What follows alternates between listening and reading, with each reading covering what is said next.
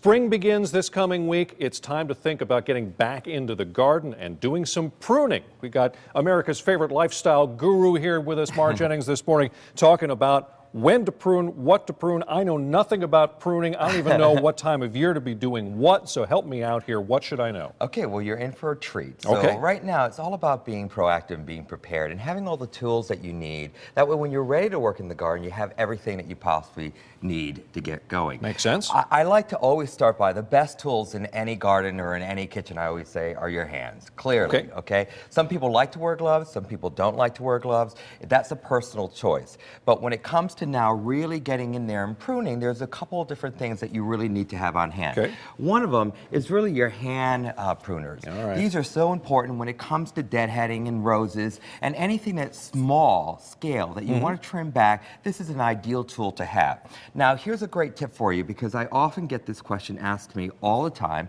is when it comes to hydrangeas, when do you actually cut your hydrangeas? And sometimes people go in and they see the dead stalk, and they'll go ahead and start clipping away at it.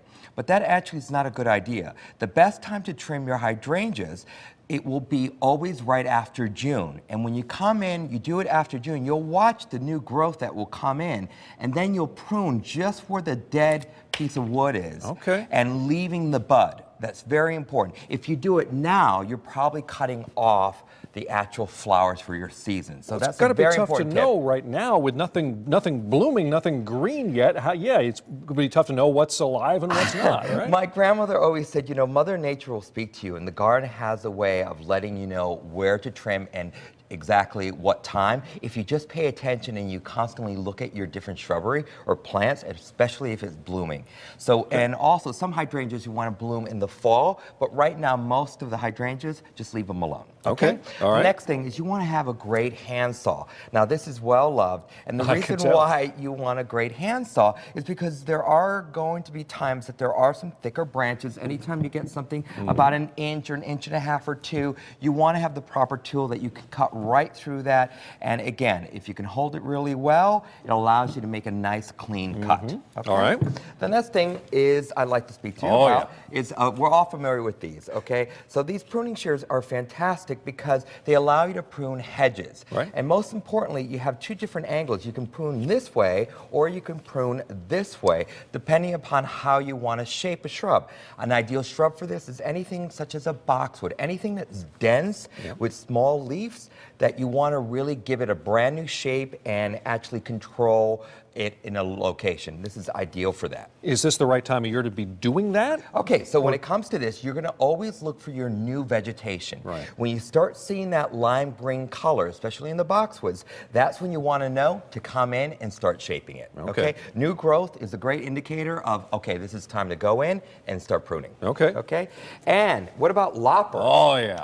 Aren't these great? Okay, so I love these because these allow you to get to places that might be a little bit farther away. It has a nice little distance that you can reach. Now, what's wonderful about this is, I'm going to have you hold that. Okay, and you're going to see that it does make a nice, clean cut. You got some nice leverage with those long handles there. You have some nice leverage, good point. And when you use something such as this in the garden, you know, all the proper tools that you have are so essential for different things. You could use this when it comes to really thick branches. If you're pruning a tree, this is ideal as well.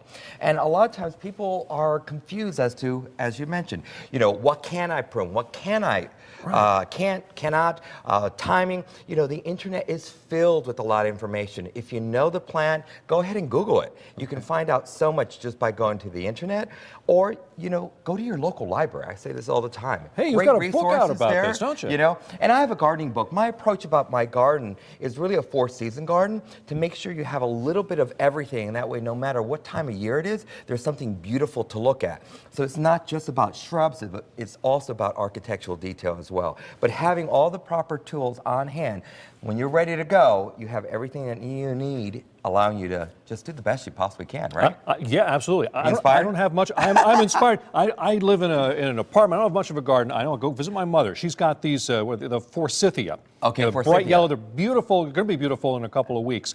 But they're hanging over the everything. They get all over. Can we cut those back a lot? Here's a great tip right now. You'll notice the forsythias has a lot of blooms on right now. if you cut them right now, those long stalks, and put them in a vase in your home, it will bloom indoors. There you go. Okay. So take it inside right now, and you'll watch the buzz just emerge right in your home. So yes, you can go right now and prune that right now. Trees, this is a good time to prune your trees as well. So anything that's dormant, that's going to come to life, this is a good time to control that. So we just say we've got another great book. oh, this is my yes, over here too. Life on Mars. This is my second book, and it's all about interior design. But at the very end, I show you how casual luxury can be applied not only in your home but outside as well. And I show you some updated photographs from my garden and the outdoor living spaces and how to really maximize, our spaces. Fantastic.